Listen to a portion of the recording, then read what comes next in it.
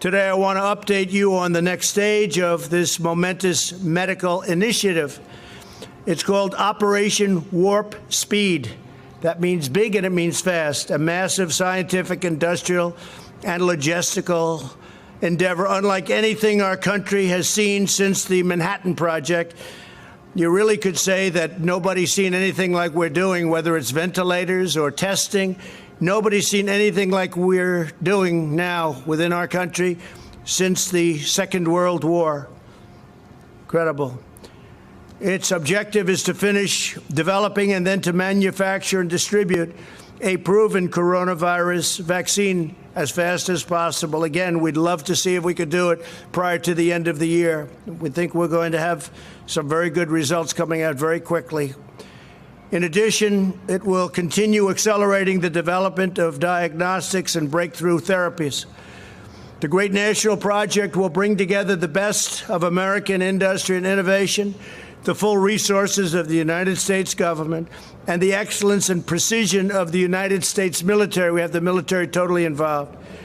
We're also working very strongly with other countries who are also have some great scientists, doctors, and we're all working very closely together, and they're viewing us as the leader, and we are the relationship with other countries on solving this problem has been incredible.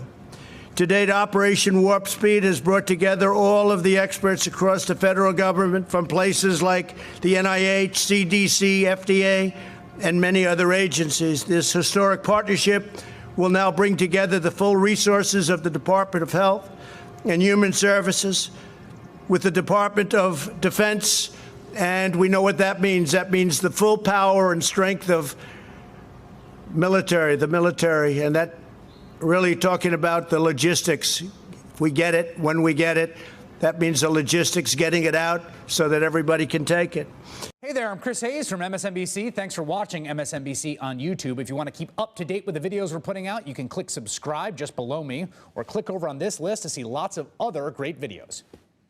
Thank you for joining me today. We're having Whitney Webb join today to go over her recent article. It's kind of starting off a new series we're doing for The Last American Vagabond with Whitney Webb and Derek Broze and all this collective effort to try to dig into this very alarming and gigantic story that has to do with specifically Operation Warp Speed and the vaccine rush. This is a pretty scary topic, though. I mean, and this is something that, as kind of like you were saying in general beforehand as we were researching this, that these are the kind of things that you hope you're wrong about, that you keep thinking, you keep finding things and going like, oh, that just can't be true. And just one after the other, we continue to find these things, and it's just an alarming network, a web that's kind of showing itself here. So why don't you start off with why, what caught your attention with this story and what it stands out to you the most about why this is so alarming for the direction we're taking in this country? Sure. So this article that I have out today on The Last American Vagabond is really just an introduction to a lot of very disturbing revelations about what the military is doing with Operation Warp Speed, but also what the military is just doing in general in the recent weeks. That goes, far beyond just this. Just Operation Warp Speed. Operation Warp Speed obviously is probably, I would argue, at the center of that, but there's a lot of other things going on that we'll be getting to later in the coming weeks. But this was one of the stories, several stories have come out really in the past 2 weeks alone about Operation Warp Speed that have been completely ignored. A lot of that having to do, of course, with the debates last week, and then the whole, oh, Trump has COVID, and look at all the people that have tested positive in the White House, and then continuity of government mentions and all of this stuff going on, right? So not a lot of people have been paying attention to some of this reporting that's come out. So a lot of the reporting on Operation Warp Speed that happened last week in particular, starting on the day of the debate, came from a mainstream media website called Stat News that's sort of healthcare focused, but there was also one that came out from NPR specifically, and NPR started reporting on, ended up writing this, pointing this out, this fact out about these secret COVID-19 vaccine contracts that are part of Operation Warp Speed, because they had done a FOA request, a Freedom of Information Act request, specifically for the contract of between with Novavax, the vaccine company, and Operation Warp Speed, and then they were denied the FOIA request because they were told that it essentially is immune to FOIA requests, and they were like, "Why is that?" And it turns out that because, unlike how things are normally done, right, in terms of acquisition and contracts and all of that stuff, the government did not directly make those contracts with the vaccine companies. It's being made and routed through this third-party intermediary for a couple different reasons, apparently, because there's only certain reasons you would do that. Of course, they're claiming that the reason they're going through this intermediary is because it's quote unquote faster to do so. But as I point out in the article, there's actually no evidence that that type of mechanism for contracting is faster. And there's a lot of other red flags about why this is going on. So for example, Operation Warp Speed officially is a joint effort between HHS and the Department of Defense. What has come out in the past week is that this is actually dominated by the Department of Defense, and there are very few HHS people actually involved. And really the only people at HHS that are intimately involved in this are people like Robert Kadlec, HHS's Assistant Secretary for Preparedness and Response, who is, you know, a career operative for the military and the intelligence community, having lobbied for very shady military and intelligence contractors, being very involved at the Pentagon, you know, in the immediate aftermath of 9/11 and before the 2001 anthrax attacks, involved in a lot of other shady things, including advising George W. Bush on his continuity of government update plans in response to a bioterror attack in 2007. That was also Robert Kadlec. You know, this guy is, I wouldn't really even call him like civilian HHS. You know, he's very plugged into this whole, you know, military industrial intelligence complex, because you can't really rule out the intelligence community with all of that. It's essentially the same blob at this point.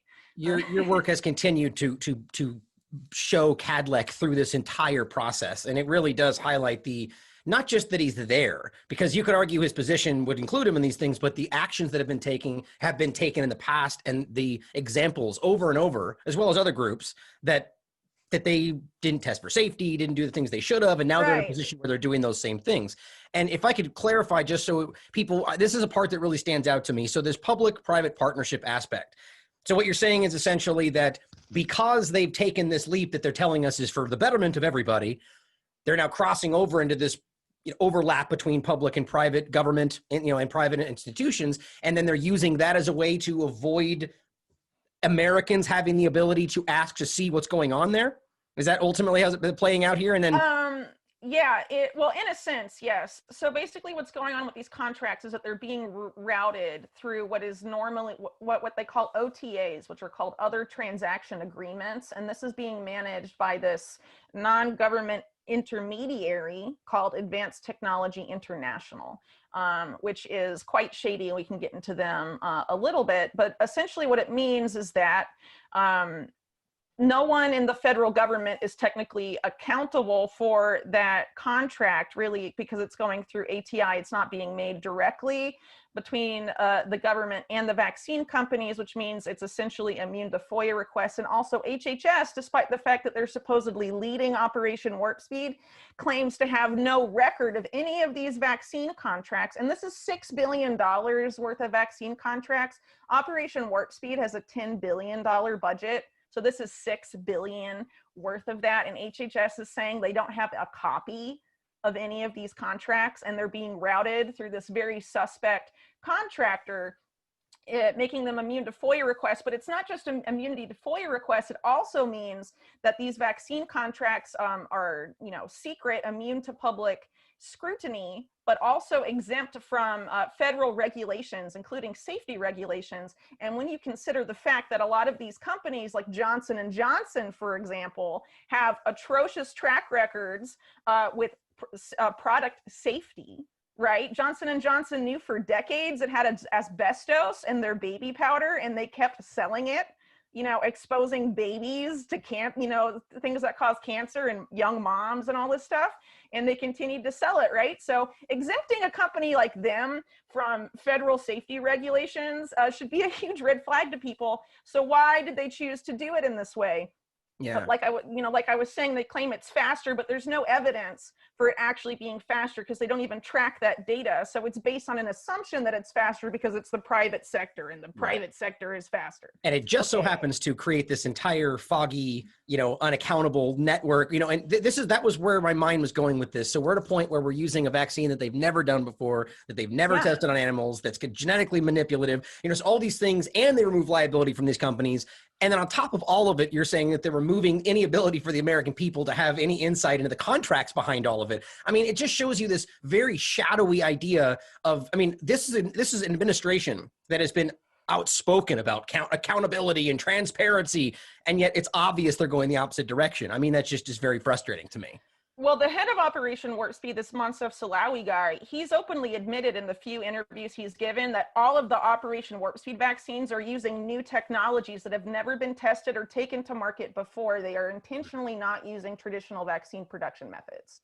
Correct. So that's being, exempt from federal oversight and federal safety regulations, and, things that, they say exist to protect taxpayer interest, with the taxpayers being the people funding this and who are ultimately going to be getting the vaccine that they're making, right? But, this is just, I'm amazed this hasn't gotten more coverage. I mean, you would think it would, but of course, everyone is laser focused on, oh, Trump's out of the hospital now. And last week it was all about that and all about the debates. And, I'm sure in a couple days they'll have something else to keep people not focusing on this. But it's honestly very disturbing. And so what we're having also is the revelation, right, that this Operation Warp Speed is being run almost entirely by high-ranking Department of Defense officials who have no experience in the field of healthcare or vaccine production, right? And a lot of the details of what's going on in Operation Warp Speed remain classified.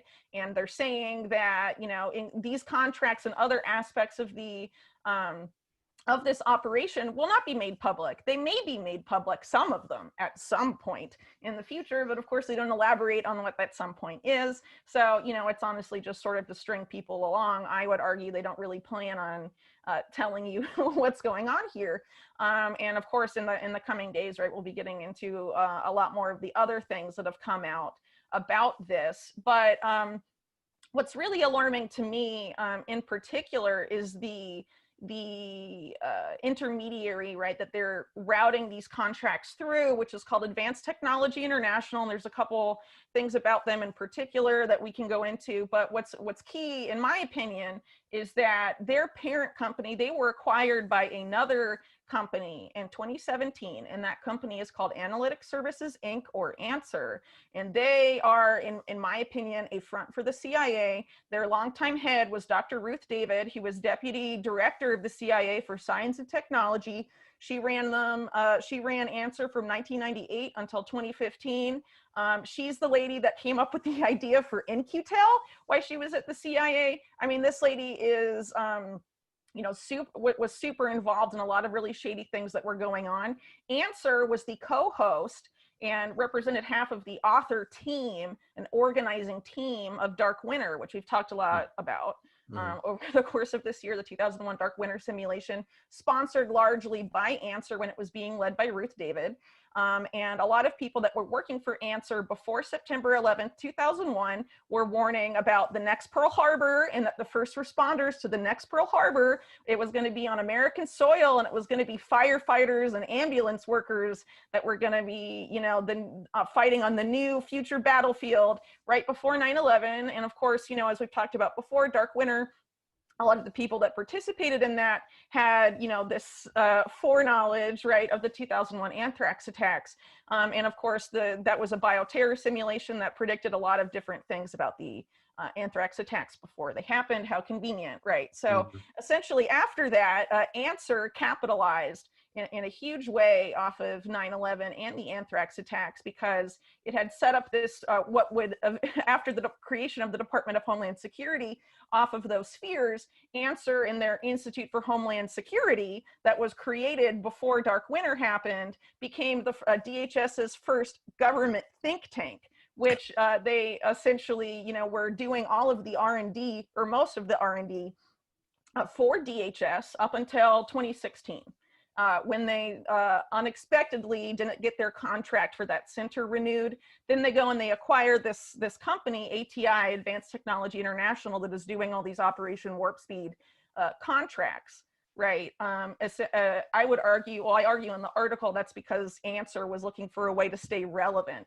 Right. But Answer and also ATI, I mean, they're essentially a mix of former executives for weapons manufacturers like Lockheed Martin, Northrop Grumman, General Dynamics, former military officials and former intelligence community officials all coming together. And they're essentially the people that run the research and development for a lot of really shady things that are going on right now. ATI, for example, manages something called the Border Security Technology Consortium for DHS, which is where all those really shady surveillance companies on the US border, including the subsidiary of Elbit Systems, the Israeli weapons manufacturer that's helping militarize the US-Mexico border, and Anduril, which is backed by Peter Thiel and Palantir guys. That's all about like surveilling the border also, and a lot of that shady technology that has been covered on and off by independent media, right? These are the people essentially running that research and development consortium,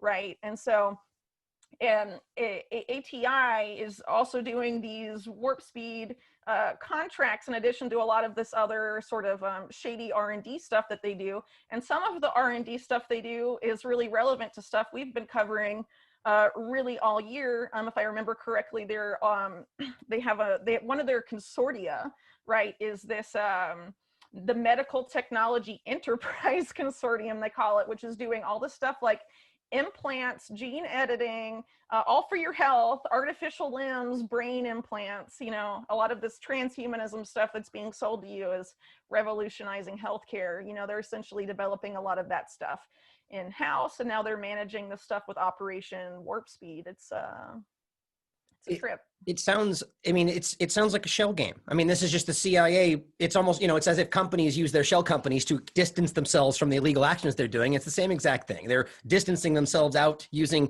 like you said, shell companies that are really just fronts for the CIA, which is just very obvious. But what I find interesting here, Trump just said very clearly that, we should be insinuating we should be trusting Pfizer or Johnson & Johnson, one of the groups that you mentioned. Now, a question I have is, how easy would this be? Right now we have people like Moncef Slaoui. We have, leading the Operation Warp Speed agenda. We've got CIA groups involved. We've got different companies involved. All of these groups which have agendas or, projects they're working on that tie back to the idea of injectables, biosensors, nanotechnology. So how easy do you think it would be for these people to do it with or without Trump's awareness or knowledge and just make this the case without even the president's awareness? What do you think about that? Well, I don't really know how involved Trump is personally in Operation Warp Speed. I'm sure he's briefed on some stuff, but it really seems to be more like, in terms of who's involved from the White House, it's Jared Kushner, right? That's most involved, at least from, the White House orbit in what's going on here. So, I don't really know what he's been briefed on, right? So I can't really speak to that, but I definitely think, Trump is there to sell this to his supporters and to his base who would normally be the most skeptical. Imagine if this was the Obama administration and there was an operation to send the military to vaccinate people. What is currently Trump's base would be freaking out, right? But they're not. So I would argue that Trump is there to sell this essentially. Remember back when, he almost went bankrupt in the early 90s and the bankers that bailed him out were like, he's useful to us as a brand, and as, Donald Trump, TM or whatever, right? Well, so here he is selling you this thing with his, this political persona that he, built on top of his reality game show host persona. He's here to sell that to people that would normally be skeptical and resist this type of agenda. I think it's So I was just going to say that's a very important point that people tend to overlook. This, these were Rothschild's bankers, as I remember correctly, and the idea is that they're essentially saying, we don't care about this massive debt he's acquired. He's far more important to us as a brand, as an idea, and then jump forward to today. Right? right? I mean, there's a Right, clear and aspect the guy working for the Rothschild Bank, right, at that time that helped bail them out is Wilbur Ross, and then Trump becomes president and makes Wilbur Ross as commerce secretary, right. returning the favor, I guess you could say. So, it's definitely something worth keeping in mind. I'm sure I'm going to get a lot of hate from Trump supporters for saying this, but I mean, we really need to stop looking at, the politicians and start looking at what the military and the intelligence community are telling you is going down, or what they're trying to do behind the scenes, especially with Operation Warp Speed, which is something they are saying is essentially going to affect every American living on U.S. soil, right? And it's not getting the attention it deserves despite these revelations coming out. I think it's no coincidence that a lot of this new information coming out, it came out last week, and there was just a complete media frenzy taking people's attention very far away from these things that we're talking about right now. Which is actually their job, in my opinion, definitely.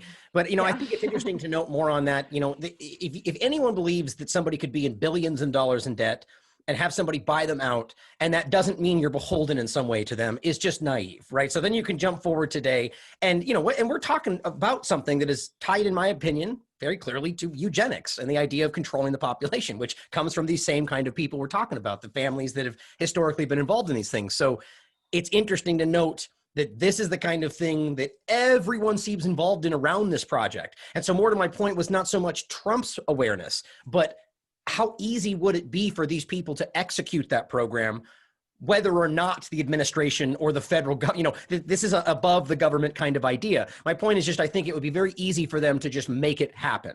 And I know that can be conspiratorial for people, but these are people that, like Moncef Slaoui, I did the show on him recently, adamant about it, outspoken about it, on record saying, yes, we need to have bioelectric medicine and then, implantables and blah, blah, blah. So I just think it's interesting that it all seems to coalesce around that, which I know we'll get into more in the future. Right.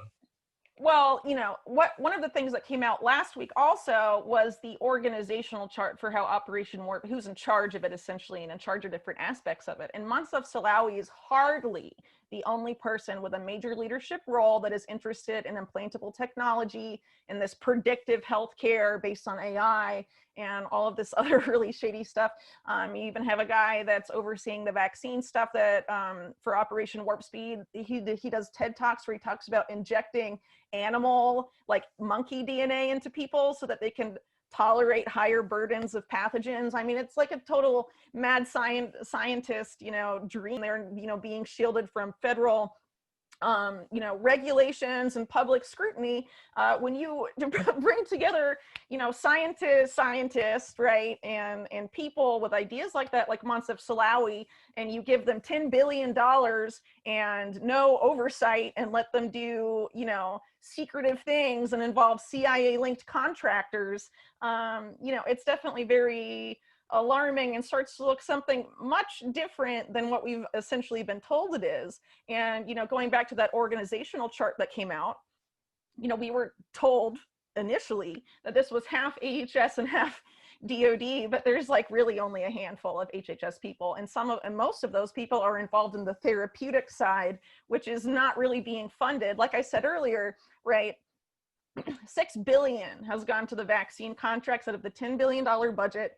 Out of that remaining $4 billion, most of that's going to go to supply chains, logistics, and distribution. How much money is being left for therapeutics? Everything that is being heavily funded, the vaccine and then the distribution, supply chain stuff, that's all being run by high-ranking generals or DOD officials, and with involvement from people like Jared Kushner.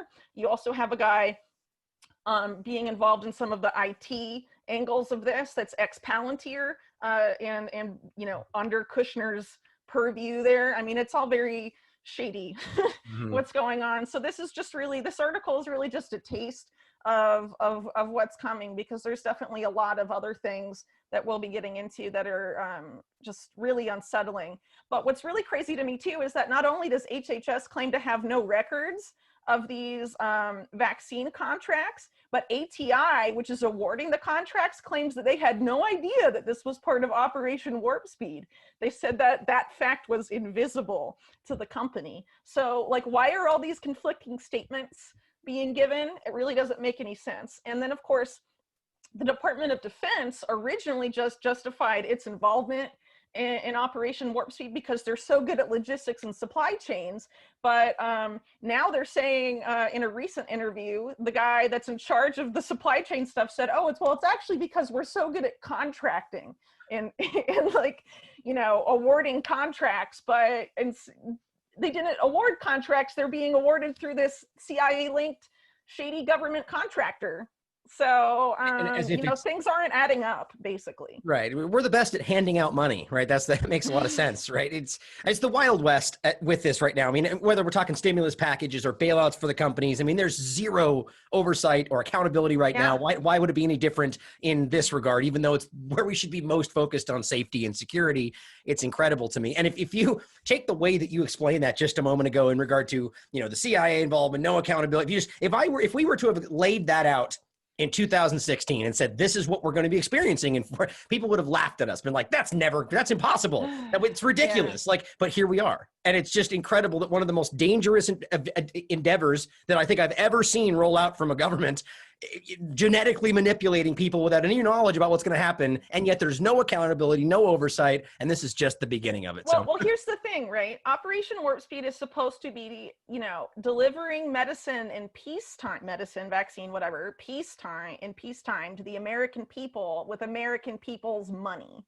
So there is no justifiable reason for this extreme level of secrecy and hiding stuff from the public. If you're, you know, I mean, you can't really use they can't really use the normal national security justification, you know, in keeping this locked up. So, you know, it doesn't really make a lot of sense to me. You would think that if this is something, you know, it's not a wartime effort, it's a peacetime effort, then, you know, why not have independent oversight of the vaccine development or these vaccine contracts and make sure that they're producing something that will be safe and, you know, effective for the American public if they're claiming that this is going to be distributed to the entire American population. Right. Why the extreme secrecy? Why the extreme involvement of the military and military intelligence officials? And it's worth pointing out that in the organizational chart they released, there's a lot of key people that aren't even on there. Like Robert Kadlec isn't on there, but he is apparently personally signing off on behalf of HHS on a lot of these secret deals, right, with vaccine companies. And this is alarming because he is a former lobbyist for Emergent Biosolutions, which, as we've talked about, has a very horrendous track record of safety and efficacy for their products, and he's willing to sign up and buy their stuff knowing that it's faulty and doesn't work and unsafe and untested, right? So what is he signing off on here?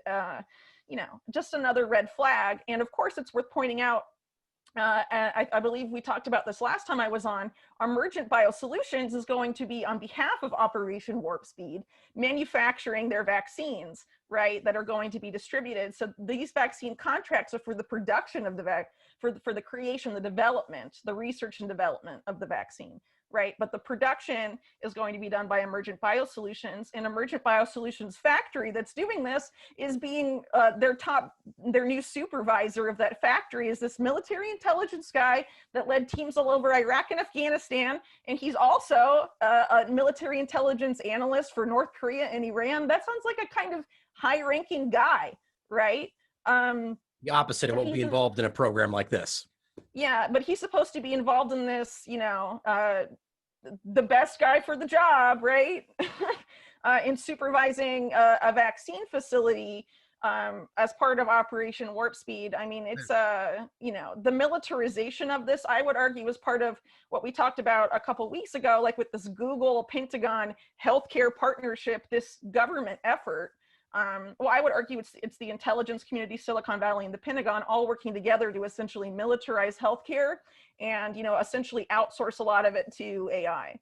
Yeah, absolutely. I mean, and the fact that they're involving at multiple levels people that have not only been accused, but been caught for lying about safety and efficacy, it just makes your head spin, because that's exactly what this is supposed to be about. It's just unreal. And Emergent Biosolutions' horrible track record are so bad, and with all of this stuff going on, they decide to put a guy who's like a war criminal in charge of supervising their vaccines. I mean, this is so crazy, and I just cannot believe that more people are not covering this. Like, it's almost like, even in independent media, a lot of people seem almost like asleep at the wheel, with some really big stories like this.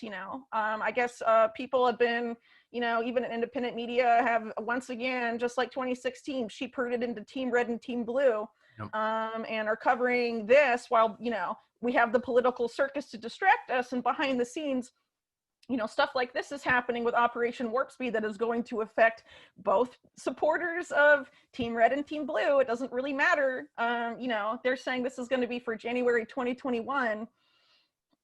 Yeah, I mean, I wouldn't be surprised with the way this is being laid out, that all of a sudden it'll be the war on making vaccines or something as equally ridiculous. It's just a war on something that means nothing, a war on drugs, a war on terrorism, war on making you healthy. Like, it's just the way this is going. It doesn't make any sense. It seems like they're a war on something. I think what we need to realize is the war on us. That's what this feels like to me. But anything else you want to leave us with for this today? Because we have a lot more coming, everybody. There's a lot more coming on this topic and much more. So anything else you want to leave us with in regard to this article, Whitney? One thing I didn't bring up that's interesting is that all the companies from Operation that have gotten contracts through Operation Warp Speed, vaccine companies, are part of ATI's CBRN consortium, which is about developing medical countermeasures to bioterror attacks. And this is kind of interesting when we consider what we talked about the other day with this, narrative seeding for an imminent bioterror attack by people like Bill Gates and a lot of other people, that these same vaccine companies that are getting stuff through Operation Warp Speed from, are involved from ATI, are also part of ATI's shady government group involved in producing vaccines and countermeasures for things like anthrax attacks. So they're giving themselves things money like that. within a circle. Yeah. Yes. So it's a quite tight-knit group. I mean, it's just absurd. It doesn't surprise me anymore. I mean, this is, again, exactly the kind of thing that would cause attention if we weren't in the middle of something that was distracting us from everything. And they are all just running with it, including other countries that know that they're under the covering hand of the U.S. government right now. They're out there doing all kinds of authoritarian things while they focus on people that aren't necessarily doing the same. So we're being lied to about this entire thing. And I think I hope people will read this article and begin the path that Whitney is on, that we're beginning to open up for this. And it just has never been more alarming. And I think, again, we're going to see this election being used right now already to keep us from paying attention to this. And as Whitney pointed out, it is definitely a bipartisan thing. It's coming from both sides while they each point to each other and nothing stops. I think that's what right. Well, really quick before we conclude, it's worth pointing out that there was an article just a couple days ago about how Joe Biden is going to continue Operation Warp Speed, even if Trump loses, right? So regardless of who wins the election, Operation Warp Speed is going to, keep marching on. So maybe it's time to start paying attention to what's going on here. That is